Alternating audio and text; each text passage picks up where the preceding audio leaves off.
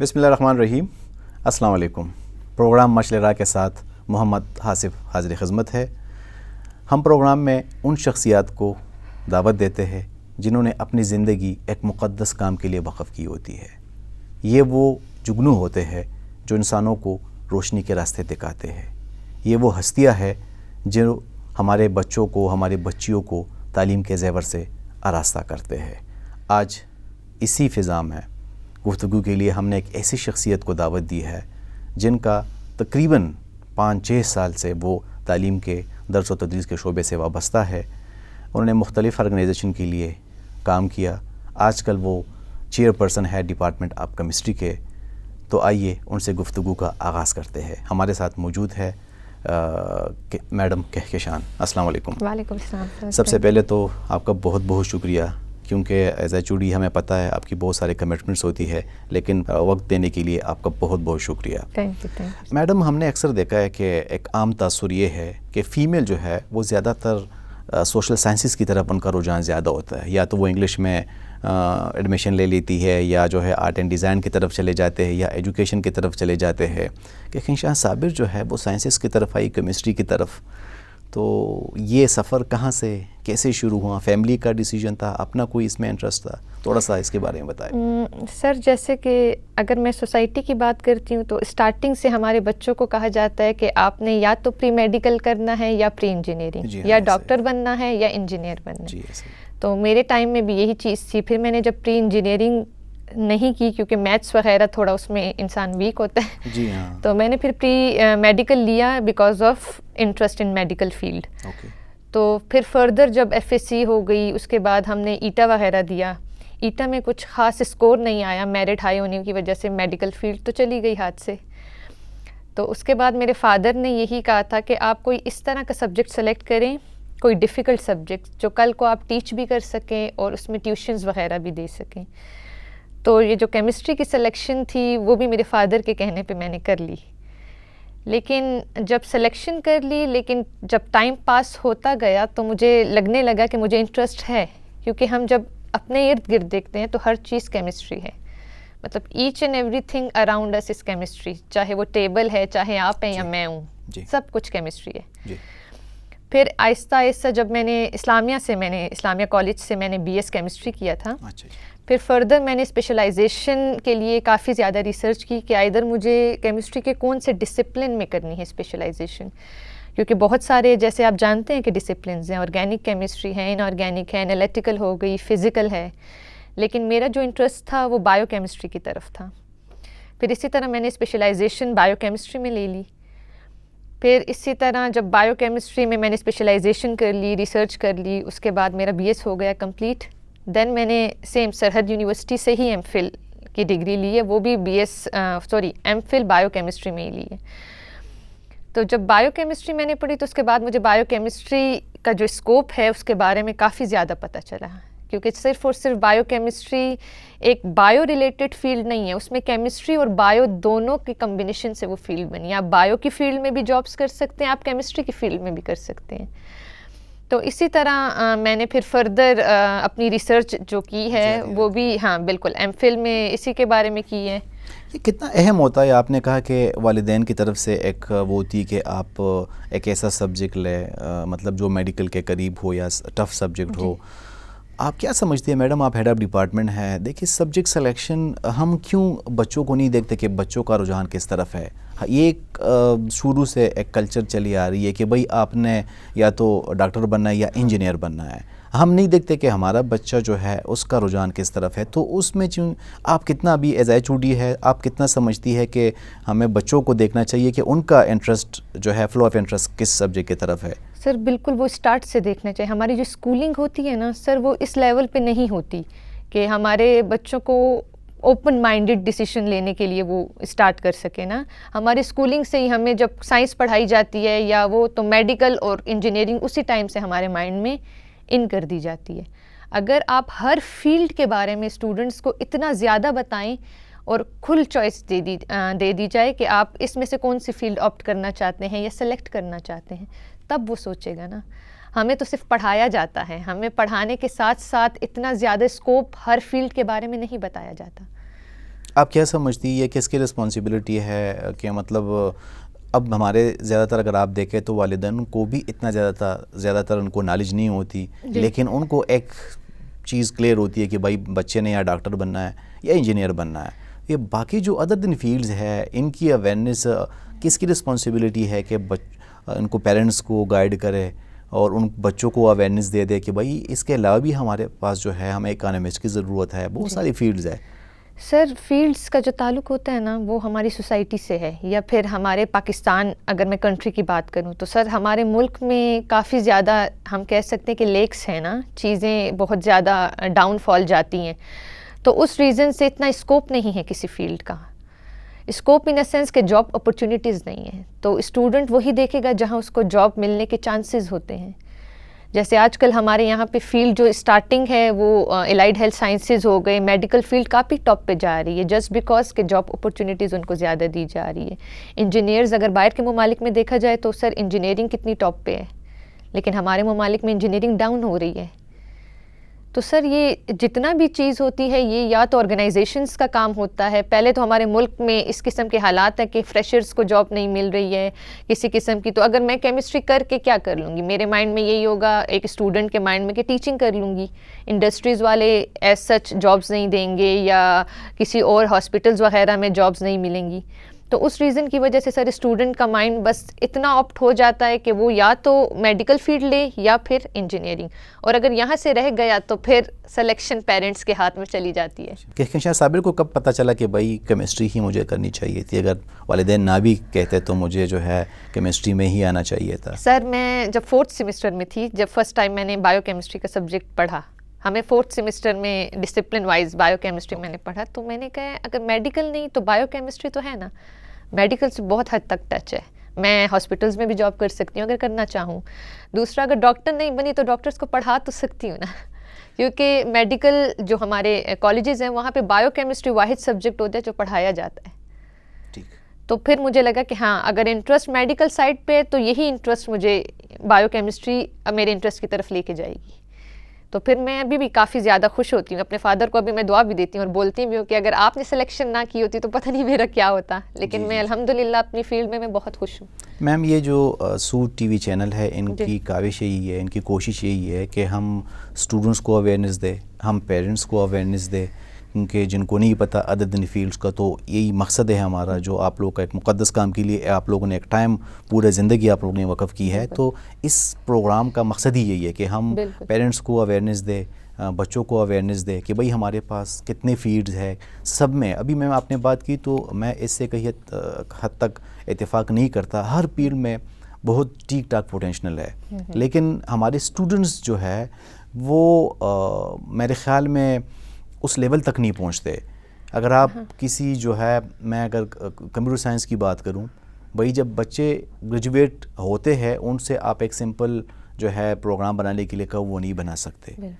तो ये responsibility students को भी लेने चाहिए कि भाई फील्ड हर एक में पोटेंशनल है, लेकिन आप में पोटेंशियल होना चाहिए। इससे आप कितनी हद तक इत्तेफाक करती है? सर मैं काफ़ी एग्री हूँ आपकी बात से कि अगर आपने कोई फील्ड सेलेक्ट की है तो फिर उस फील्ड में आपको माहिर होना चाहिए, चाहे वो आप बीएस करते हैं या मास्टर्स करते हैं। अगर फॉर एग्जांपल मैंने केमिस्ट्री की है और मुझे पता ही नहीं है कि व्हाट इज़ केमिस्ट्री, स्कोप क्या है केमिस्ट्री का, तो केमिस्ट्री करने का फ़ायदा जी। तो आपकी बात बिल्कुल ठीक है कि हमारे स्टूडेंट्स जो हैं वो मार्क्स के लिए पढ़ते हैं। आजकल तो माशाल्लाह बहुत ज़्यादा जो है आपके पास ऑप्शंस है, मतलब आप कोई टीचर डिपेंडेंट नहीं है, आप कोई पेरेंट डिपेंडेंट नहीं है, आपके पास ऑनलाइन लाइब्रेरीज़ है, बहुत सारे उस पर रिसर्च पड़ी हुई है, तो आप इन्फॉर्मेशन अगर आप चाहें तो आप कहीं से भी ले सकती है। मैम अगर हम आप चूँकि केमिस्ट्री से है और केमिस्ट्री की हम बात करेंगे, मैं अगर स्पेसिफ़िकली पाकिस्तान की बात करूँ तो केमिस्ट्री का जो फील्ड है फ़ीमेल के लिए ये कैसा है पाकिस्तान में? चूँकि यहाँ पे अगर आप कल्चर रिजीम देके या मतलब आप ट्रेडिशनल रिजीम देके अगर बच्ची की शादी होती है या नहीं भी होती है, कोई उनको कहता है कि भाई इंडस्ट्री में जॉब है, तो भाई घर से उनको परमिशन नहीं होती, तो फ़ीमेल के लिए केमिस्ट्री का फील्ड जो है पाकिस्तान में कैसा है? सर केमिस्ट्री में भी जैसे मैंने पहले भी बताया डिसिप्लिन्स है ना, तो हर डिसिप्लिन के लिहाज से हर जगह पे अगर जॉब उस डिसिप्लिन है। पे भी मैडम आप बात करें हमारे यूएस के हाँ। साथ कि कौन कौन से डिसिप्लिन हैं जैसे हमारे पास ऑर्गेनिक केमिस्ट्री का Organic डिसिप्लिन chemistry आ है, गया, इनऑर्गेनिक है, inorganic ठीक chemistry है, आ गई, एनालिटिकल केमिस्ट्री है, physical बायो है। केमिस्ट्री है, फिजिकल केमिस्ट्री है। जी आप अगर जैसे इंडस्ट्री, तो वो इंडस्ट्रियल केमिस्ट्री में आ गए हैं। इन्वायरमेंटल केमिस्ट्री अलग है। जी जी जी तो सर हर चीज़ की अपनी केमिस्ट्री और हर चीज़ के अपने अपने जॉब्स क्राइटेरिया या जी, जी। एरियाज हो गए। जी जी जी अब बायोकेमिस्ट्री की बात करूंगी तो वहाँ पे अगर टीचिंग तो चले हर केमिस्ट्री वाले कर सकते हैं जी, ना, जी। लेकिन बायोकेमिस्ट्री में ये है कि हम लैब वर्क कर सकते हैं जहाँ पे बायोकेमिस्ट्स होते हैं। जैसे हम हॉस्पिटल्स में हमारे जो लैब टेस्ट परफॉर्मेंस होती है ना, जी तो वहाँ पे भी बायोकेमिस्ट को होना ज़रूरी होता है। ठीक इसी तरह इंडस्ट्रियल केमिस्ट्री में डिफरेंट इंडस्ट्रीज़ में भी आपको केमिस्ट्री की रिक्वायरमेंट होती है। तो सर जैसे आपका क्वेश्चन की तरफ आती हूँ कि फीमेल्स Female का, के लिए, जी। तो सर फीमेल्स का तो सिर्फ केमिस्ट्री नहीं, अगर उन्होंने नहीं करनी होती या रिस्ट्रिक्शन होती है तो वो किसी भी फील्ड में भी हो सकती है, चाहे वो मेडिकल भी करें तब भी रिस्ट्रिक्शन उन पर लगाई जा सकती है, जी सिर्फ केमिस्ट्री नहीं है। तो अगर कोई फीमेल कोई सब्जेक्ट सेलेक्ट करती है तो उसको सोचना चाहिए कि कैरियर अपॉर्चुनिटीज़ उसकी क्या है, आइदर उसको अलाउ किया जाएगा नहीं किया जाएगा। और जैसे आपने पहले कहा शादी वाली बात कि शादी जी, ये बहुत हमारे मेजॉरिटी, culture, तो हाँ। सर ये तो अगर आप देख लें तो आजकल ये भी होता है कि मेडिकल करके भी शादी के बाद वो घर में बैठ जाती हैं। ये बहुत सारे केसेस मैंने खुद देखे हैं। बहुत अफसोस की बात है, काफ़ी उस पे टफ, इतनी जो है एग्जैक्टली जी जी सीट उन्होंने ली होती है इतनी मेहनत से हाँ। करके, और वो घर बैठ के प्रैक्टिस नहीं कर सकती। तो ये तो सर कोई भी फील्ड है ना, अगर सिर्फ केमिस्ट्री नहीं है कोई भी फील्ड है, तो फीमेल्स के लिए हर फील्ड थोड़ी टफ होती है अपने पेरेंट्स को या केमिस्ट्री में, अपनी, चूंकि मैम आपने इंडस्ट्री में जाना हाँ। होता है ज़्यादातर, तो उस हवाले से work मैं होता पूछ है। रहा हूँ, फील्ड वर्क होती है, तो इस वजह से मैं कह रहा हूँ कि मतलब फीमेल ज़्यादातर इस तरफ हाँ बिल्कुल सर सही बात है। लेकिन उसमें फिर अगर ये उनके मतलब इश्यूज आते हैं तो फिर मेरे ख्याल से इस किस्म की फील्ड होनी चाहिए जैसे बायोकेमिस्ट्री साइड, कि थोड़ा सा वो फील्ड वर्क से दूर हो जाती हैं। अब मैंने कोई फील्ड वर्क नहीं किया, इंटर्नशिप की थी मैंने HMC में और साथ में KTH में मैंने इंटर्नशिप की थी, तो वो बस लैब इंटर्नशिप्स थी, वो आसानी से हो जाती थी। तो आई डोंट थिंक सो अगर मेरी फील्ड वर्क होती तो मेरी फैमिली अलाउ करती ना करती, लेकिन आई थिंक कर लेती। ये जो आपने मुख्तलिफ जगहों पे प्रैक्टिस की है, तो Practice इनका का। एक्सपीरियंस आपका कैसे रहा, लोगों का रवैया हाँ, कैसा था, आपका सर, एक्सपीरियंस कैसा बहुत रहा? मेरा एक्सपीरियंस काफ़ी अच्छा रहा है। और हमारे जो विलेजेस साइड के लोग इतने सिंपल होते हैं ना कि सर उनको नहीं आइडिया होता कि हम इंटर्नशिप्स हैं, वो हमें डॉक्टर ही समझते हैं। जी जी जी जी वो हर चीज़ के लिए हमारे पास भी आ जाते थे क्योंकि हमने ओवरऑल पहना होता था, हम अपने सर्वे कर रहे होते थे। मैंने अपनी सारी रिसर्च भी KTH में की हुई है BS की, तो उस हिसाब से मेरा ओवरऑल एडमिनिस्ट्रेशन का एक्सपीरियंस भी अच्छा था। उन्होंने काफ़ी हमारे साथ ताउन किया था हर चीज़ के हिसाब से। और अगर स्टाफ की बात की जाए, उन्होंने भी काफ़ी हेल्प की थी हमारी।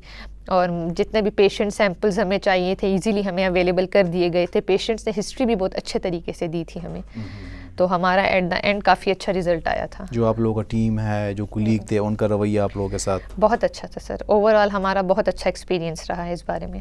तो यही जो मैं कहने का मकसद मेरा यही है कि जो फीमेल केमिस्ट्री में आ रही है, तो उनको आप जो है क्या मैसेज दोगे कि मतलब सर अगर आप अपनी फील्ड के लिए काफ़ी ज़्यादा पोटेंशियल आप रखते हैं ना, अपनी फील्ड के बारे में काफ़ी ज़्यादा आप इंटरेस्ट रखते हैं और काफ़ी पैशनेट हैं आप अपनी फील्ड के बारे में, तो आई डोंट थिंक सो कि कोई चीज़ आपको रोक सकती है।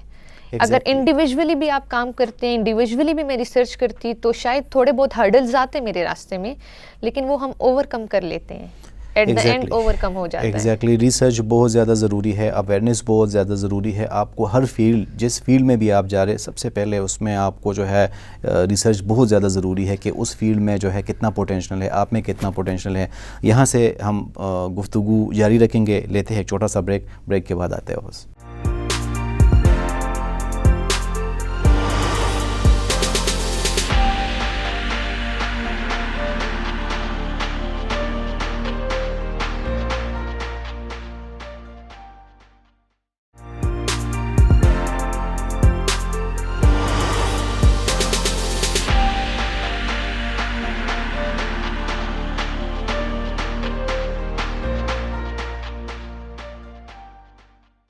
जी, welcome back from the break.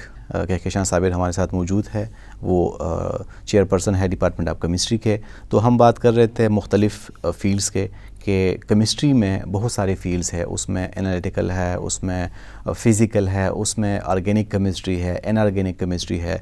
Madam, इतने सारे फील्ड का आपने जिक्र किया केमिस्ट्री के, कि भाई इसमें इतने सारे फील्ड्स है। जब एक स्टूडेंट्स किसी भी एक फ़ील्ड का इंतखाब करते हैं, चाहे वो ऑर्गेनिक का करता है या इनऑर्गेनिक का करता है, तो उनको किन चीज़ों को जहन में रखना चाहिए कि मतलब वो एक फ़ील्ड का इंतखाब कर रहे हैं कि मैंने ऑर्गेनिक में जाना है, तो उनको किन चीज़ों को मद्देनज़र रखना चाहिए? फर्स्ट ऑफ ऑल तो पहली चीज़ जो मैं हर किसी को कहती हूँ, आपका अपना इंटरेस्ट होता है। ठीक है, आपका अपना फ्लॉट हाँ, इंटरेस्ट। बिल्कुल इंटरेस्ट आपका जिस फील्ड की तरफ है, बस फिर उसी फील्ड को हमने लेना तब बढ़ेगी जब आपको अवेयरनेस होगी कि ऑर्गेनिक की और इनऑर्गेनिक की और इन चीज़ों को आपको अवेयरनेस होगी। एग्जैक्टली। और जब हम केमिस्ट्री की बात करते हैं और उसकी ब्रांचेस की बात करते हैं, सब डिसिप्लिन्स की बात करते हैं, तो ओवरऑल तो हमारे पास बहुत सारे डिसिप्लिन्स आ जाते हैं, लेकिन हम जब जनरली केमिस्ट्री को डिवाइड करते हैं तो हम ऑर्गेनिक और इनऑर्गेनिक में करते हैं। ठीक है, फिर फर्दर और डिसिप्लिन्स आएगा, इंडस्ट्रियल हो गए, एनवायरमेंटल एंड एक्सेट्रा। तो जब हम ऑर्गेनिक केमिस्ट्री की बात करते हैं तो थोड़ा सा मैं इसको एक्सप्लेन करूँगी कि ऑर्गेनिक केमिस्ट्री में हम हर वो चीज़ स्टडी करते हैं जिसमें हम कहते हैं कार्बन कंपाउंड का होना ज़रूरी है। कुछ एक्सेप्शंस होते हैं हमारे पास, लेकिन ओवरऑल जनरल हम डेफिनेशन ये देते हैं कि हाइड्रोकार्बन्स या कार्बन कंपाउंड्स का होना ज़रूरी होता है। और जब हम ये बात करते हैं तो उसके लिहाज से जब उसकी एप्लीकेशंस पे हम स्टडी करते हैं तो ओवरऑल हमारे इर्द गिर्द ज़्यादातर ऑर्गेनिक केमिस्ट्री है। जैसे हम कहते हैं कि ये हमारी वॉल्स वगैरह हैं, इस पे पेंट हुआ है, ये ऑर्गेनिक केमिस्ट्री है। पेंट हमारे पास ऑर्गेनिक आता है, ऑर्गेनिक केमिस्ट्री है। हम जो फूड खा रहे हैं, चाहे वो कार्बोहाइड्रेट्स हैं, लिपिड्स हैं, प्रोटीन्स हैं, सब कुछ ऑर्गेनिक है, ऑर्गेनिक इन नेचर है, और वो आता है इन द बायोकेमिस्ट्री फील्ड। फिर ऑर्गेनिक में फर्दर बायोकेमिस्ट्री की फील्ड में ये चीज़ आ जाती है। ठीक है, इसी तरह हमने जो कपड़े पहने, फाइबर्स, हमारे जो फैब्रिक हैं, ये भी आपके पास ऑर्गेनिक केमिस्ट्री हैं। हाँ, अब ये एक ऑर्गेनिक केमिस्ट्री की साइड। दूसरी हम जो कहते हैं कि जिंदा रहने के लिए हमें पानी की रिक्वायरमेंट होती है। Now water is the inorganic chemistry. So जब वाटर इनऑर्गेनिक केमिस्ट्री है तो इट मीन्स ये दोनों फील्ड 50-50 एक दूसरे के साथ चल रही हैं। अच्छा जी। अगर हम वाटर को लेते हैं या फूड को लेते हैं तो वाटर भी आपके लिए, you can not survive without water, and we can not survive without food as well. तो इन दोनों चीज़ों की स्टडी के बारे में हम अगर करें तो ऑर्गेनिक और इनऑर्गेनिक टाकरे की फील्ड होती हैं जी, ऐसे ही ठीक है, एक दूसरे को काफ़ी अच्छा compete कर लेती हैं। लेकिन हमारे टीचर कहते थे कि जब मैं BS में थी तो वो ये कहते थे कि ऑर्गेनिक एंड इनऑर्गेनिक सेलेक्ट करने में ये है कि आप ये फील्ड्स काफ़ी ज़्यादा सैचुरेटेड हो गई हैं। अच्छा, सैचुरेटेड का मतलब उनका ये था कि स्टार्टिंग से जब यही दो फील्ड्स आ रही हैं ना, क्योंकि बेसिक फील्ड्स हैं और हर कोई इसी में स्टडी कर रहा है, तो ये इतनी सैचुरेटेड हो गई हैं कि हमारे पास बहुत ज़्यादा स्टूडेंट्स इसके हो गए हैं। अच्छा जी। और ऑर्गेनिक और इनऑर्गेनिक जी। अच्छा जी। मतलब हर कोई स्टार्टिंग से यही करता आ रहा है और फील्ड्स के बारे में इतनी कोई स्टडी नहीं करता था, जो कि न्यू फील्ड्स हैं। आप अगर उनके हवाले से भी आप जिक्र करें तो जो नए फील्ड्स हैं। हाँ, ये जैसे इन्वायरमेंटल केमिस्ट्री हो गई, एनवायरमेंटल केमिस्ट्री हो गई, ये बायोकेमिस्ट्री की फील्ड एनवायरमेंटल में हम मतलब मैडम अगर आप उस पर थोड़ी सी गुफ्तगू करें। हाँ, एनवायरमेंटल केमिस्ट्री वाले जो होते हैं, जितने भी हमारे एनवायरमेंट्स में सर जितने केमिकल्स हैं या गैसेस वगैरह हैं, ओजोन लेयर हो गई, इसके बारे में स्टडी, ग्लोबल वार्मिंग आजकल हो रही है, ये सारी चीज़ों के बारे में स्टडी एनवायरमेंटल केमिस्ट करते हैं। अच्छा जी। बेशक इनके साथ और फील्ड्स भी अटैच होती हैं, जी जी, ठीक है, लेकिन मेन काम तो ये गैसेस की स्टडी, कितने % ये गैस है, कितनी हार्मफुल है फॉर द ह्यूमन बीइंग्स, ये सब कुछ हमारे बारे में ये एनवायरमेंटल केमिस्ट हमें बताते हैं। जी जी। दूसरा, ये इंडस्ट्रियल जो इन्फ्लुएंस वगैरह आ रहे हैं, जैसे वाटर वेस्ट हो रहा है इंडस्ट्रीज से ही, तो अब सर ये जो वाटर वेस्ट है फॉर एग्जांपल, तो इसमें भी काफ़ी ज़्यादा केमिकल्स जा रहे हैं, ठीक है, जो विलेजेस साइड पे जा रहे हैं, हम वाटर को वेस्ट कर रहे हैं, तो ये केमिकल्स भी तो काफ़ी ज़्यादा कार्सिनोजेनिक है ना, कैंसर काजिंग एलिमेंट्स इसी में भी होते हैं। तो इस चीज़ में भी हम लोग, चाहे वो ये, अब मैं जो वाटर की बात कर रही हूँ, वाटर वेस्ट, तो ये ऑर्गेनिक इनऑर्गेनिक के स्टूडेंट्स अक्सर इस चीज़ पे रिसर्च करते हैं कि how to purify the waste water that is coming from the industries. जी जी जी। डिफरेंट इंडस्ट्रीज से जो आते हैं उसको कैसे हम प्योर किया जाए, कैसे इनमें से जो डिफरेंट किस्म के केमिकल्स हमारे पास हैं उसको कैसे रिमूव किया जाए। जी जी। तो वही हमारे जो टीचर, तो ये जो मैं आपको कह रही थी कि जो डिफरेंट अदर फील्ड्स हैं, जैसे बायोकेमिस्ट्री की फील्ड है, ये इनकी सब डिसिप्लिन है, ये फिर ऑर्गेनिक और इनके अंदर आती हैं। जी जी। तो ये जो न्यू फील्ड्स होती हैं उसमें फिर अपॉर्चुनिटी आपके पास ज़्यादा होती है, स्टूडेंट्स कम होते हैं, कंपटीशन कम हो जाता है। जी जी जी। तो जब कंपटीशन कम हो जाएगा, स्टूडेंट्स आपकी कम डिमांड बढ़ होंगे, तो जाएगी। डिमांड होगी डिमांड ऑब्वियसली। तो डिमांड जब होती है तो उस फील्ड में कंपटीशन नहीं है, डिमांड ज़्यादा है, तो आप इजीली अपनी उस फील्ड में 100% दे सकते हैं जी, ऐसे ही as compared to organic chemistry. एक रीज़न ये भी था मेरी सिलेक्शन का कि जब टीचर ने कहा था कि इन दोनों में काफ़ी ज़्यादा सेचुरेशन हो गई है, इतनी कि पीएचडी भी मतलब अप्रॉक्सीमेटली 90% लोगों ने केमिस्ट्री में, अगर आप अभी भी अक्सर देखें तो ऐसा ही ऑर्गेनिक है, इनऑर्गेनिक ही है। ऐसा ही है जी, ऐसा ही वो है। सिलेक्शन ही इसी बेस ये पे अदर होती है फील्ड जो आप बता रही है, ये बहुत मतलब इसके ऊपर बात ही नहीं होती मैडम। और सर ये लोग मतलब अक्सर ऐसे लोग कहते हैं कि these are not the main chemistry fields. जी जी। बेशक नहीं है, नहीं इन सेंस कि इसमें और डिसिप्लिन्स भी थोड़े बहुत इंटर हो चुके हैं। मेन केमिस्ट्री तो ऑर्गेनिक और इनऑर्गेनिक ही है ना। जी जी, बेस तो वही है। हाँ, बेस ये है, लेकिन इसके फर्दर जो इनकी शाखें हम कह सकते हैं, ब्रांचेस निकली गई हैं, वो और केमिस्ट्रीज हैं जी। और हमारे जो जितना भी एरिया है, कह सकती हूँ सोसाइटी में जितनी भी डिफरेंट एरियाज़ हैं, तो वहाँ पे हर किस्म की केमिस्ट्री के आपको केमिस्ट मिल जाएंगे। इंडस्ट्री में इंडस्ट्रियल केमिस्ट मिलेंगे, इन्वायरमेंट स्टडी में अगर देखा जाए तो इन्वायरमेंट, जैसे हम लैब एनालिस्ट की बात करते हैं जी। वो भी केमिस्ट होगा। जी। लैब एनालिस्ट तो केमिस्ट के अलावा नहीं हो सकता। जी, ऐसा ही है। ठीक है, लैब एनालिस्ट होगा। इसी तरह दूसरे किस्म के जो लैब्स होते हैं, बायोकेमिस्ट्री, तो वो बायोकेमिस्ट उधर मौजूद होंगे। इसके अलावा अगर मैं बात करूं तो मटेरियल डिफरेंट, ये फाइब्रिक्स वगैरह, इसमें जो फाइबर बनता है। और एक और चीज़ सर, बहुत इंपॉर्टेंट पॉइंट, फार्माकोलॉजी जी, जो हम कहते हैं फार्मेसी है जी। ठीक। अब फार्मेसी कहाँ से डिराइव्ड हुई है? ऑर्गेनिक केमिस्ट्री से डिराइव्ड हुई है। अच्छा।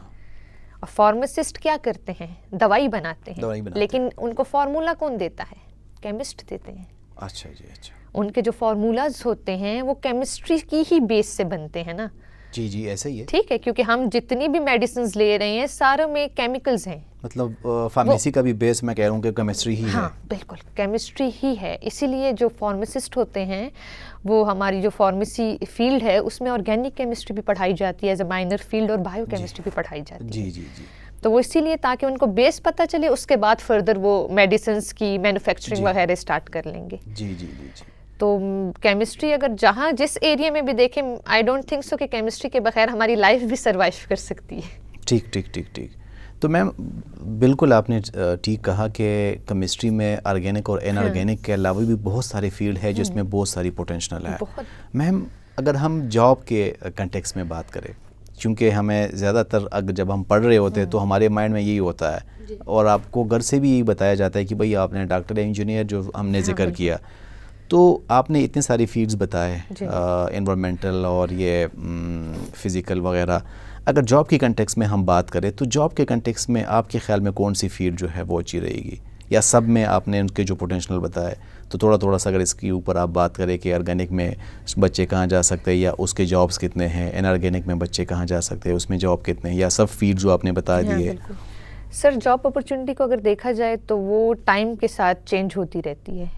हमारी जो रिक्वायरमेंट होती है वो टाइम के साथ चेंज होती है। आज अगर हमारी ऑर्गेनिक केमिस्ट्री की रिक्वायरमेंट्स हैं तो कल वही चीज़ बायोकेमिस्ट्री की तरफ चली जाएगी, वहाँ पे उस फील्ड का ज़्यादा स्कोप स्टार्ट हो जाता है। सही। तो अकॉर्डिंग टू डैट आपने पहले देखना है कि हमारे ममालिक में किस चीज़ की जॉब अपॉर्चुनिटी ज़्यादा है, किस डिसिप्लिन में जॉब अपॉर्चुनिटी ज़्यादा है। ये अवेयरनेस वैसे बाय द वे मैम हम कहाँ से ले सकते हैं? बच्चे चूँकि देख रहे हैं इस वक्त, पेरेंट्स देख रहे हैं हमें, तो आपके ख्याल में ये अवेयरनेस हमें कहाँ मिल सकती है कि कहाँ की जॉब अपॉर्चुनिटी जी, ज़्यादा किस है? कौन सी फील्ड में जॉब अपॉर्चुनिटी ज़्यादा है? तो ये जब बच्चे आते हैं तो हेड ऑफ़ डिपार्टमेंट की काम होती है या कोई अलग डिपार्टमेंट होता है वो इनकी काउंसलिंग करते हैं? ये इसको थोड़ा सा अगर आप इसके ऊपर बात करें कि अवेयरनेस हम कहाँ से ले सकते हैं? सर आजकल तो आप वाली बात नेट का दौर है, तो स्टूडेंट जितना भी होता है बहुत ज़्यादा सर्च कर सकता है नेट से। ठीक है। अगर किसी को किसी कंपनी में जॉब करनी है, किसी इंडस्ट्री में जॉब करनी है, तो वो नेट से सर्च कर लेगा कि आइदर यहाँ पे कितने % केमिस्ट अवेलेबल हैं या कितने % केमिस्ट की रिक्वायरमेंट है। तो बच्चों जो है जॉब के कंटेक्स्ट में अगर हम देखें तो इनऑर्गेनिक के बच्चे कहाँ जा सकते हैं और ऑर्गेनिक के बच्चे कहाँ जा सकते हैं? जॉब की अपॉर्चुनिटीज़ ऑर्गेनिक या इनऑर्गेनिक किसको ज़्यादा मिलती है? सर ये इक्वल है, जैसे मैंने आपको कहा है यहाँ पे इक्वलिटी आती है। आप दोनों पे अगर बात करें कि ऑर्गेनिक के बच्चे कौन कौन से फील्ड में जा सकते हैं? सर ऑर्गेनिक इनऑर्गेनिक वाले दोनों इंडस्ट्रियल साइट्स पे काम करते हैं। इंडस्ट्रियल साइट पे जा सकते हैं। ये दोनों इंडस्ट्री साइट्स पे काम करते हैं। इन दोनों का काम होता है फोरेंसिक लैब्स वगैरह में, क्योंकि वहाँ पे भी आपको पता है कि केमिकल डिटेक्शन होती है। फूड जो एनालिस्ट होते हैं वो भी यही फील्ड होती है। फूड एनालिस्ट की हम बात करते हैं। फार्माकोलॉजी के साथ या फार्मासिस्ट के साथ जो काम करते हैं वो भी यही दो फील्ड्स होती हैं। अच्छा जी, अच्छा जी। तो इन दो फील्ड्स का हर एरिया में काम होता है। हर एक एरिया में? बिल्कुल, क्योंकि ये बेसिक फील्ड्स है ना। जी जी जी। हाँ, तो इन बेसिक फील्ड्स का हर एरिया में आप कह सकते हैं कि काम होता है। ठीक ठीक। हाँ, हर एरिया में।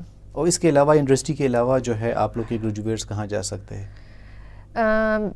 सर अगर इंडस्ट्री नहीं है, मतलब किसी फोरेंसिक लैब नहीं जा रहे, तो वो कौन से फील्ड इसके अलावा? बेसिक फील्ड तो अगर हम कहें, अगर वो इंडस्ट्री साइड में इंटरेस्टेड नहीं हैं या किसी कंपनी के साथ काम करने में इंटरेस्टेड नहीं है, जैसे हमारे पास पेट्रोलियम कंपनीज हो जाती हैं, ये फैब्रिक कंपनी है, यहाँ पे हर एरिया में मैंने आपको कहा, क्योंकि ईच एंड एवरीथिंग केमिस्ट्री है ना, तो हर एरिया में केमिस्ट की रिक्वायरमेंट ज़रूर होती है। लेकिन अगर वो किसी कंपनी या इंडस्ट्रीज़ में काम करने की रिक्वायरमेंट नहीं है तो फिर वो टीचिंग साइड की तरफ आ सकते हैं। क्योंकि टीचिंग ऐसी साइड है कि फिर वो दूसरे को सिखा लेंगे। खुद अगर नहीं करना तो दूसरों को पढ़ा के उनको उस फील्ड्स की अवेयरनेस देनी है। तो सेकंड उनके लिए ये चांस हो सकता है कि वो टीचिंग में अच्छा खासा अपना कैरियर बना सकते हैं। जी हाँ हाँ, टीचिंग में मतलब एक ऐसी जॉब है जिस पे मतलब फैमिली की तरफ से भी आप पे इतने ज़्यादा रिस्ट्रिक्शंस नहीं होते। स्पेशली फीमेल्स के लिए टीचिंग फिर सबसे ज़्यादा इम्पोर्टेंट की जाती है कि वहाँ पे रिस्ट्रिक्शंस नहीं है। मेरे फादर अक्सर कहते थे कि फीमेल्स के लिए दो जॉब्स बहुत ज़्यादा अच्छी हैं, या तो आप डॉक्टर बन जाएं या आप टीचर बन जाएं। दोनों बहुत रिस्पेक्टफुल जॉब्स हैं। बहुत सारा पोटेंशियल है दोनों फील्ड में, इनऑर्गेनिक और ऑर्गेनिक में, और हमारे बच्चे जो है वो अवेयरनेस कहीं से भी ले सकते हैं। आजकल आपने कहा कि internet is the great source of information, आप वहाँ से ले सकती है। मैडम, गुफ्तगू का सिलसिला जारी रहेगा, हम एक लेते हैं एक छोटा सा ब्रेक।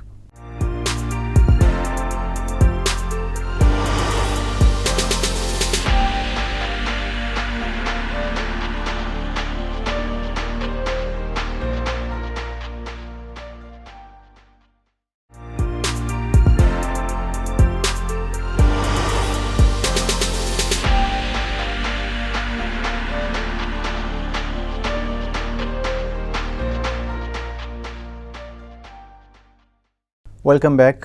हमारे साथ मैडम बेटी है, मैडम कहकशां, वो चेयरपर्सन है डिपार्टमेंट ऑफ केमिस्ट्री के। मैम, हमने अक्सर देखा है कि स्टूडेंट्स ग्रेजुएशन के फौरी बाद वो ये एक्सपेक्ट कर रहे होते हैं कि उनको मार्केट में एक हेल्दी जॉब मिलेगी। हालांकि हकीकत इनके बरक्स है। आपको भी पता है, जब भी हम कोई एडवर्टाइजमेंट देखते हैं तो वो लोग जो है एक्सपीरियंस मांग रहे होते हैं कि भाई हमें 3 year experience, 4 year experience. During the study, चूँकि आप हेड ऑफ डिपार्टमेंट है, चेयरपर्सन है केमिस्ट्री ऑफ डिपार्टमेंट के, आप अपने स्टूडेंट्स को क्या एक्टिविटीज़ सजेस्ट करते हैं, तजवीज़ करते हैं ताकि वो इस मसले से बचे? सर, पहली बात तो जैसे आपने कहा है कि वो हेल्दी जॉब के लिए फ्रेशर्स को, हाँ, और फ्रेशर्स को देते नहीं हैं। सर, मैं ख़ुद भी इसके काफ़ी ख़िलाफ़ हूँ। देनी चाहिए जी सर, चांस देना चाहिए फ्रेशर्स को भी। लेकिन अगर नहीं है, एक्सपीरियंस बेस कोई मांगता है, तो उसके लिए सर हमारा जो डिपार्टमेंट है वो डिफरेंट सेमिनार्स अरेंज करता है डिफरेंट इंडस्ट्रीज़ वगैरह के साथ कोलैबोरेट करके। इसके अलावा हम डिफरेंट वर्कशॉप्स भी अरेंज करते हैं। और सबसे इम्पॉर्टेंट चीज़, इंटर्नशिप्स प्रोवाइड की जाती हैं स्टूडेंट्स को। इन वर्कशॉप में अंडर ग्रेड और पोस्ट ग्रेड के सारे बच्चे शामिल होते हैं? बिल्कुल जी, जो हिस्सा लेना चाहते हैं, जो अटेंड करना चाहते हैं। और इसके साथ साथ डिफरेंट इंटर्नशिप्स वगैरह, अगर किसी हॉस्पिटल में इंटर्नशिप करनी है तो वो भी अवेलेबल होती है। इंडस्ट्रीज़ में अगर किसी अपने अकॉर्डिंग टू स्पेशलाइजेशन जिस जगह पे वो करना चाहते हैं, डिफरेंट डिपार्टमेंट्स ने इंडस्ट्रीज़ और इन जगहों के साथ MOU वगैरह साइन किए हुए हैं, जिस बेस पे वो इंटर्नशिप्स वगैरह करते हैं और इंटर्नशिप से उनके पास एक्सपीरियंस आ जाता है। ये बहुत ज़्यादा ज़रूरी है कि स्टूडेंट्स को सेमिनार के थ्रू, वर्कशॉप के थ्रू उनको विजिट्स कराया जाए ताकि उनको एक्सपीरियंस हो, उनको एक्सपोजर हो। जी, तो वो इजीली कह सकते हैं कि हमारे पास अकॉर्डिंग टू इंटर्नशिप उस बेस पे हमारे पास एक्सपीरियंस है, तो फिर वो ले लेते हैं। मैम, किसी भी फील्ड को पढ़ने के लिए एक ख़ास किस्म का एप्टीट्यूड स्टूडेंट्स में होना लाजमी होता है। आपके ख्याल में केमिस्ट्री में कौन सा एप्टीट्यूड होना लाजमी होता है? स्टूडेंट को सर सबसे पहले कि उनमें काम करने की, या वो टीम वर्क है या वो इंडिविजुअल वर्क है, उसको वो करने की उसमें सलाहियत होनी चाहिए। इंडिविजुअली भी वो कोई काम कर सके, चाहे वो रिसर्च है उसे इंडिविजुअल दी जाए, उसे आनी चाहिए। हाँ, मतलब समटाइम ये होता है कि स्टूडेंट्स जो है वो कहते हैं कि बस हमारा सारा रिसर्च जो है सुपरवाइजर ही करे। नहीं, ऐसा तो पॉसिबल ही नहीं हो सकता। अगर हम टीम में भी रिसर्च करवाते हैं तो रिसर्च के डिफरेंट स्टेप्स इंडिविजुअली वो पर्सन करेगा एंड देन टीम वर्क में वो रिजल्ट कलेक्ट करते हैं। तो उसमें इतनी तो कैपेबिलिटी होनी चाहिए कि वो इंडिविजुअल भी काम कर सके और उसमें ये चीज़ भी होनी चाहिए कि वो एक टीम वर्क में काम कर सके। टीम वर्क भी बहुत ज़्यादा ज़रूरी होता है। जी। तो ये चीज़ सबसे ज़्यादा इम्पोर्टेंट है उनके लिए। रिसर्च के हवाले से आप बात कर रही है मैडम, और हमने देखा है कि जब हम किसी भी फील्ड में रिसर्च करते हैं तो हर एक फील्ड में मतलब हर एक फील्ड बहुत वसी है। तो ये टॉपिक सिलेक्शंस और रिसर्च हम अक्सर कहते हैं कि भाई हमारे पास टाइम नहीं है, या हमारे लिए टीचर करके दे दे, या वो जो है हमारे साथ तावन नहीं करते। इसके हवाले से आपकी टाइमिंग मैनेजमेंट कैसी रही, आपने रिसर्च कैसे की, और स्टूडेंट्स को आप क्या मशवरा दोगे कि रिसर्च इतना भी मुश्किल नहीं है जितना वो समझते हैं? सर नहीं है, रिसर्च टफ़ उस सूरत में है जब आप उसे टफ़ बना देते हैं। जी मैडम। ठीक है, हमने जब एमफिल मैंने किया था तो मेरा एमफिल जो ड्यूरेशन था वो कोविड वाला ड्यूरेशन था। अच्छा, तो हमसे ज़्यादा तो टफ़ किसी के पास टाइम नहीं होगा। हाँ, जी।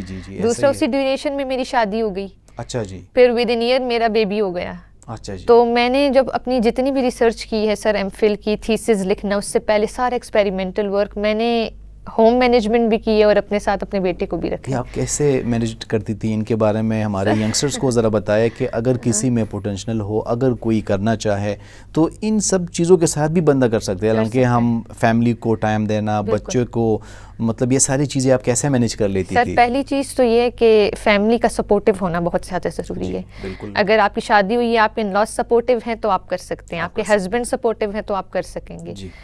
तो मेरे साथ उन्होंने भी काफ़ी हेल्प की। दूसरा, मेरी मदर मेरे साथ लैब में सर जाती थी, और लैब में नीचे एक अलग सा रूम था, मेरा बेटा वहाँ पे बैठा होता था ना मेरी मदर के साथ, और मैं ऊपर लैब में एक्सपेरिमेंट परफॉर्म करती थी। और एक्चुअली हमारे एक्सपेरिमेंट थे भी वो एल्बिनो माइस पे, वो वाइट जो माउस होते हैं। जी। और सर आपको पता है कि वो माउस सिलेक्शन की रीज़न क्या होती है? नहीं जी, उसके बारे में बताएं। वो ये होता है कि हम जब या तो माउस वाइट सेलेक्ट करते हैं या रैबिट सिलेक्शन करते हैं फॉर दी रिसर्च पर्पस। तो सर उसकी रीज़न ये है कि माउस कितनी छोटी सी चीज़ है ना, लेकिन उसके अप्रॉक्सीमेटली 97% जीन्स ह्यूमन से मैच होती हैं। अच्छा जी। उसकी कुछ जीन्स ऐसी हैं वो 97% ह्यूमन से मैच होती हैं। जी, कुछ जीन्स 85% मैच होती हैं और कुछ जीन्स 60% मैच होती हैं। इट मीन्स 50 से तो प्लस ही मैच हो रही हैं। हाँ जी। तो इसीलिए हम कोई भी रिसर्च के लिए जो मॉडल हम सेलेक्ट करते हैं वो माउस का ये एल्बिनो माइस सिलेक्शन इसी रीज़न से होती है। जी, क्योंकि जो हमें वो रिजल्ट देगा फिर वही रिजल्ट हम ह्यूमन पे करते हैं ना, कि इसको अगर ऐसा हो रहा है, कोई टॉक्सिसिटी काज हो रही है तो ह्यूमन पे भी हो रही है। सही। तो सर ये सारी सिचुएशन के लिए हमारे जो ऊपर लैब्स होते हैं, तो उस लैब्स में जो रूम्स वगैरह होते हैं सर, वो माउस की वजह से काफ़ी ज़्यादा स्मेली हो जाते थे, गर्मी होती थी, मेरा बेटा नीचे रोता था और ऊपर मैंने काम करना होता था। तो सर मैनेज करना होता है ना, बस नीचे इवन वो रोता था, मैं जाके उसको भी टाइम देती थी, फीड करवाती थी उस टाइम पे, फिर फर्दर मैं जाके ऊपर अपना रिसर्च करती थी, फिर घर जाके मैंने वो थीसिस वगैरह लिखना होता था, क्योंकि थीसिस का काम भी तो हम time by time side by side करते रहते हैं, ताकि आपका अगर रिसर्च कंप्लीट हुआ तो आपका लास्ट चैप्टर भी थीसिस का कंप्लीट हो। तो सर अगर कोई करना चाहता है तो मेरे ख्याल से वो किसी भी तरीके से कर सकता है। बेशक ये है कि आपके सराउंडिंग्स में जो लोग हों वो सपोर्टिव होने चाहिए। एग्जैक्टली देखिए मैम, ये बहुत ज़्यादा ज़रूरी है। सबसे पहले बात आपका जो अपना इंटरेस्ट है ये बहुत ज़्यादा ज़रूरी है। उसके बाद जो बाकी जितने भी हर्डल्स आते हैं, जैसे आपने बात की, तो मैं इनको अप्रिशिएट भी करता हूँ, और ये तमाम उन यंगस्टर्स के लिए जो हमारे फीमेल्स हैं उन सब के लिए ये कहने में बहुत ज़्यादा वो लग रहा है, फैसिनेटेड लग रहा है, बहुत ज़्यादा मुश्किल काम होता है, बहुत ज़्यादा, कि फैमिली के साथ आप रिसर्च भी कर रहे हैं, फिर छोटा बच्चा भी है, तो मतलब अगर आप करना चाहे तो आपको कोई नहीं रोक सकता, किसी चीज़ से आपको कोई नहीं रोक सकता। तो अपना इंटरेस्ट बहुत ज़्यादा ज़रूरी है। मैम, स्टूडेंट्स, चूँकि आप हेड ऑफ डिपार्टमेंट है, क्या खामियां हैं हमारे स्टूडेंट्स में जो रिसर्च से इतने घबराते हैं, रिसर्च की तरफ आते नहीं हैं? क्या वजह है? या हमारे टीचर्स सपोर्टिव नहीं है? हालांकि मैं एक रिसर्च की एक बुक पढ़ रहा था, तो उसमें कहते हैं कि there are so many components के वो एक रिसर्चर बनाते हैं। उसमें एक कंपोनेंट ये है कि वो स्टूडेंट जो है अपने सराउंडिंग से डिसअपॉइंटेड हो जाएंगे कि भाई मेरे साथ ये भी हेल्प नहीं कर रहा, वो भी नहीं कर रहा। वो खुद ही काम शुरू करता है कि भाई मैंने खुद ही करना है, और यही उनकी कामयाबी की सबसे पहली सीढ़ी होती है। तो आप स्टूडेंट्स में क्या कमियां खामियां देखते हैं जो स्टूडेंट्स रिसर्च से इतने घबराते हैं?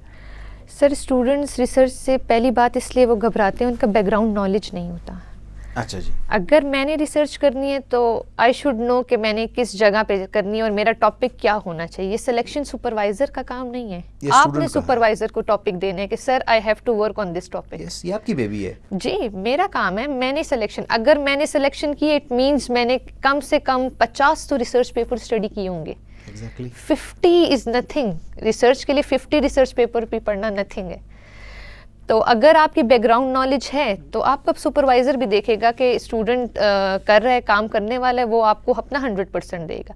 लेकिन अगर आप जाएंगे ब्लाइंडली अपने सुपरवाइज़र के बाद कि सर मैंने रिसर्च करनी है, टॉपिक बता दे, तो वो क्या टॉपिक बताएंगे? और अगर वो टॉपिक बताएंगे तो क्या उस मेंटेलिटी के साथ आप उस टॉपिक को पढ़ सकेंगे? और आजकल के जो भी स्टूडेंट्स हैं, हम उनको, मैंने खुद 3 अंडर ग्रेजुएट स्टूडेंट्स को सुपरवाइज़ किया हुआ है और एक एमफिल के स्टूडेंट को सुपरवाइज़ किया है। तो थोड़ा सा ये होती है कि जब हम कहते हैं कि ये टॉपिक चलें हमने ले लिए, रीजंस ये हैं, अब आप बताएं कि आपने कितने पेपर स्टडी किए हैं? मैम 2, 3, 4, इससे तो कुछ भी नहीं होता ना। आपकी तो नॉलेज बिल्कुल नहीं है ना, कम मतलब से कम बैकग्राउंड नॉलेज बहुत ज़्यादा ज़रूरी है। रिसर्च के लिए आपने अपनी फील्ड में बहुत पढ़ना है। रिसर्च का मतलब ये है कि आपने अगेन उसी चीज़ को री एंड सर्च तो नहीं है ना, रिसर्च है ना, मतलब उसी चीज़ को आपने अगेन, लेकिन कुछ पैरामीटर्स चेंज करके, कुछ उसमें एक्स्ट्रा डाल के हमने अगेन करना होता है। तो अगर आपने वो बैकग्राउंड में नहीं देखा कि कितने रिसर्चर्स ऑलरेडी काम कर चुके हैं, कितने पेपर पब्लिकेशन हो चुके हैं, तो आपको तो आइडिया ही नहीं है कि आपने जो काम करना है वो नॉवल भी है कि नहीं। जी जी। आपका न्यू काम भी नहीं है। अगर आपको पता ही नहीं है आप जो काम करें वो ऑलरेडी किसी का रिपीटेड वर्क है, तो फ़ायदा ही नहीं है, आपका तो पेपर ही पब्लिश नहीं होगा। ऐसा ही है जी। तो आप क्या सजेस्ट करते हैं मैडम स्टूडेंट्स को कि थोड़ा सीरियस हो गए, बैकग्राउंड नॉलेज बहुत ज़्यादा मस्ट है, बहुत ज़्यादा रिसर्च पेपर्स पढ़ना, स्टडी करना, और ये वो खुद ही करेंगे। स्टडी तो खुद ही करनी है, मैं गाइड कर दूंगी, ये जगह है, यहाँ से रिसर्च पेपर्स डाउनलोड करें और स्टडी करें। कम से कम 50-60 पेपर्स पढ़ने चाहिए, तो फिर जाके आपको कुछ आइडिया होगा। फिर आपको ऑटोमेटिकली सर आइडिया मिल जाता है कि हमने क्या करना है, इन्होंने क्या किया है और हमने क्या करना है। एग्जैक्टली, आपको एरिया मिल जाता है, एरिया मिल जाता है, हमारे पास स्पेस आ जाती है कि इन एरियाज पे काम हो चुका है और ये नहीं हो चुका। मैडम केमिस्ट्री पे तो बहुत सारी बात हो गई है, आपने बहुत सारी डिटेल भी हमें दे दी है, अपने कुछ बताए पर्सनल, बाकी आपके क्या हॉबीज़ है, क्या करती है कि शाम फारिग टाइम में? आजकल तो सिर्फ अपने बेटे को रखती हूँ लेकिन मुझे बुक्स रीडिंग का बहुत ज़्यादा शौक है। किस किस्म की बुक्स आप पढ़ती मैं नॉवेल्स वगैरह, मोटिवेशनल बुक्स पढ़ती है या? हाँ, मोटिवेशनल तो इतनी खास नहीं, मैंने नॉवेल्स काफ़ी ज़्यादा पढ़े हैं, जिसमें से मेरी जो फेवरेट ऑथर हैं वो उमैरा अहमद है। अच्छा जी। हाँ, तो उमैरा अहमद मुझे काफ़ी अच्छी लगती है और उनका एक फेवरेट नावल है जो मैं हर किसी को रिकमेंड करती हूँ, आई डोंट नो व्हाई, लेकिन वो पीरे कामिल उनका नावल है। पीरे कामिल, हाँ बिल्कुल, तो वो मुझे बहुत ज़्यादा मेरे दिल के बहुत करीब है, मुझे बहुत अच्छा लगता है वो नावल। और उनका जो एक फेवरेट कैरेक्टर है, मेरा जो फेवरेट कैरेक्टर है उसमें है सालार सिकंदर, उसका नाम होता है। अच्छा जी। जो main character of the novel है, और उसी से एग्जैक्टली उसी से इंस्पायर होकर मैंने अपने बेटे का नाम रखा है मोहम्मद सालार खान। तो ऑटोमेटिकली जब मैंने उसका नाम रखा था तो हमारी फैमिली में ये बात मशहूर थी कि इसी ने रखा होगा क्योंकि ये इसको नावल अच्छा लगता है। अच्छा जी। तो हम इन चीज़ों से भी सर काफ़ी इंस्पायर हो सकते हैं, अगर नावल से भी हम कोई सबक लेना चाहे तो ले सकते हैं भाई। हाँ, उनका है, क्योंकि एक आइडिया, एक लेसन हमें हर जगह से मिलता है, हर जगह से और हर चीज़ से हमें कोई ना कोई लेसन मिल जाता है। इंसान का अपना इंटरेस्ट होना चाहिए, वो कहीं किसी भी जगह से, चाहे वो नावल है, चाहे वो रिसर्च पेपर्स है, कोई इंसिडेंट्स भी है, उनसे भी बंदा सीखता है। बिल्कुल। तो मैडम ये इतनी सारी चीज़ें जो है, आप चूँकि चेयरपर्सन है डिपार्टमेंट की, इतने सारे कमिटमेंट्स होती है, आप घर जाके भी जो है आपने प्लानिंग करनी होती है, मीटिंग है, ये वो है, उसके साथ टाइम कैसे मैनेज कर लेती है? कैसा टाइम मिल जाता है कि नावल्स वगैरह ही पढ़ लेती है और इतना टाइम फैमिली को भी टाइम देनी होती है, सारी चीज़ें। ये हमारी यंगस्टर्स को अगर आप बताएं कि आप मैनेजमेंट किस तरह करती है, टाइम मैनेजमेंट बहुत ज़्यादा ज़रूरी है। अगर आप में टाइम मैनेजमेंट नहीं है, ये आर्ट आप में नहीं है, तो आप आगे नहीं जा सकते, क्योंकि जिन कौमों ने, जिन लोगों ने वक्त की कदर की है, वक्त ने उनकी कदर की है। बिल्कुल। तो इस पे आप हमारे जितने भी हमारे स्टूडेंट्स देख रहे हैं, जितने भी हमारे यंगस्टर्स देख रहे हैं, इनको आप थोड़ा सा मैम बताएं, डिटेल से ज़रा बताएं कि कैसे वो टाइम मैनेज करे। पहले तो इसमें मैं ये कहूँगी कि जो लोग कहते हैं कि हमें टाइम मिलता नहीं है, तो टाइम मिलता किसी को भी नहीं है, टाइम निकालना पड़ता है, मैनेज करना पड़ता है। अगर मेरे पास एक ड्यूरेशन है, ये मेरी यूनिवर्सिटी की ड्यूरेशन है, और मैं कोशिश करती हूँ कि अपनी यूनिवर्सिटी का जितना भी काम है वो यूनिवर्सिटी तक महदूद रखूँ। ये अच्छी बात है, ठीक है, मतलब क्योंकि हम 8 आवर्स की अगर ड्यूटी करते हैं और वही काम मैं घर में लेके जाऊँ, तो मैं क्या अपने घर वालों को टाइम दूंगी, अपने बेटे को क्या टाइम दे सकूँगी। तो 8 अगर आवर्स हैं तो यूनिवर्सिटी है, तो फिर मैं यूनिवर्सिटी में ही हूँ, मैं सारा काम यूनिवर्सिटी का मैनेज करूँगी। उसके बाद अगर टाइम है तो वो फिर मेरी फैमिली का टाइम है, चाहे उसमें मैंने अपने बेटे को रखना है, अपने इन-लॉज को रखना है, अपनी फैमिली मदर साइड जाना है, ये वो सब कुछ हैंडल हो जाता है अगर आप खुद करना चाहते हैं तो वो इतना डिफ़िकल्ट नहीं होता। लेकिन ये है कि सर आप में इतनी पोटेंशियल होनी चाहिए।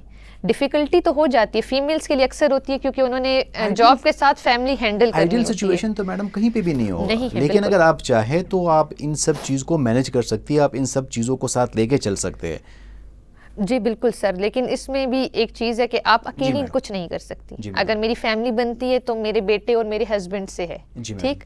तो अगर मैं बाहर काम कर रही हूँ, मेरे हस्बैंड कर रहे हैं, तो फिर घर में भी हम दोनों कंट्रीब्यूट करेंगे ना। तो वो कंट्रीब्यूशन से हम दोनों मैनेज करें। कैरियर भी हम दोनों के अल्हम्दुलिल्लाह सक्सेसफुल कैरियर हैं, और अल्हम्दुलिल्लाह मैरिड लाइफ भी अच्छी जा रही है, घर भी अच्छा चल रहा है।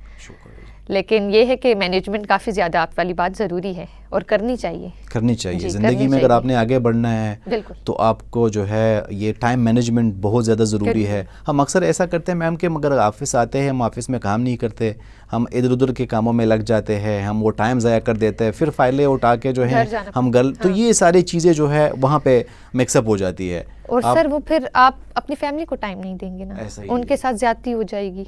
इवन मैंने लेक्चर्स जब रेडी करने होते हैं ना, तो वो मैं अपने फ्री टाइम में लेक्चर्स रेडी करती हूँ कि कल का लेक्चर मुझे घर में रेडी करने की ज़रूरत भी ना पड़े। मैं अगले दिन का लेक्चर भी यूनिवर्सिटी में पहले दिन रेडी कर लेती हूँ कि बस ये लेक्चर है, मैंने बनाना है। यूनिवर्सिटी में मैं बिल्कुल मतलब घर में यूनिवर्सिटी का काम नहीं कर सकती और करना नहीं चाहती। मतलब मेन रीज़न ये कि मैं नहीं लेके जाती। बहुत ज़्यादा अच्छा पॉइंट है मैम कि आपने घर और ऑफिस को ऑफिस, जी बिल्कुल, ये दोनों को अपना अपना टाइम दिया। अगर आपने यहाँ के टाइम जो डेडिकेट किया हुआ है तो एग्जैक्टली उन कामों में सर्फ हो, ना कि हमारे जो है XYZ कामों में सर्फ कर लेते हैं, ठीक है ना।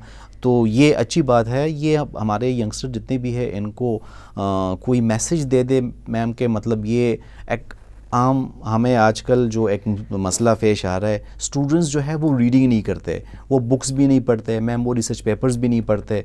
तो इसके हवाले से भी बच्चों को थोड़ा सा कैसे ये अपने हैबिट को बनाएं कि वो रीडिंग की हैबिट्स उनको आ जाए।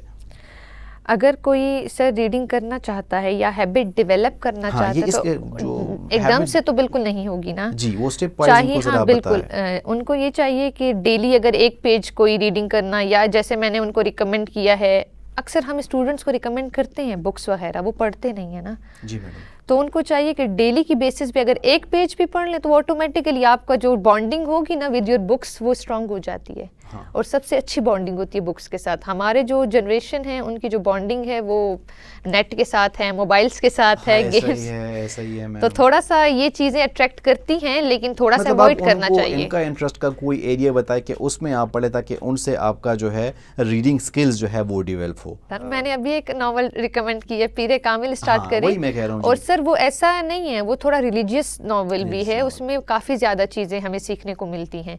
इस तरह और भी अगर एक अच्छा लग गया नॉवल तो ऑटोमेटिकली आप चाहेंगे कि इसी ऑथर का हम दूसरा नॉवल पढ़ें, तीसरा पढ़ें। और नॉवेल्स के अलावा भी आप बहुत सारी इंस्पिरेशनल बुक्स ले लेते हैं। मोटिवेट होना चाहे तो किसी को जो है नॉवल से, किसी बुक से, किसी रिसर्च पेपर से, अगर वो चाहे तो किसी से भी मोटिवेट हो सकता है, बशर्ते कि वो पढ़े। आपके टाइम का बहुत बहुत शुक्रिया मैम, आपने अपने कीमती वक्त में हमें टाइम दिया, आपका बहुत बहुत शुक्रिया जी। आपने मैम कहकशां की बात सुनी और उनके स्ट्रगल के बारे में हमने देखा कि उसने कैसे जो है अपना सफ़र जो है जारी रखा, किसी हर्डल्स को जो है उसने जो है हर्डल नहीं समझा, उनके अंदर एक हिम्मत थी और उसने वक्त की कदर की है और वक्त ने उनकी कदर की है। तो हमेशा जो है वक्त की कदर करे। जिन कौमों ने, जिन लोगों ने वक्त की कदर की है, वक्त ने उनकी कदर की है। आज के लिए इतना ही। अल्लाह हाफ़िज़।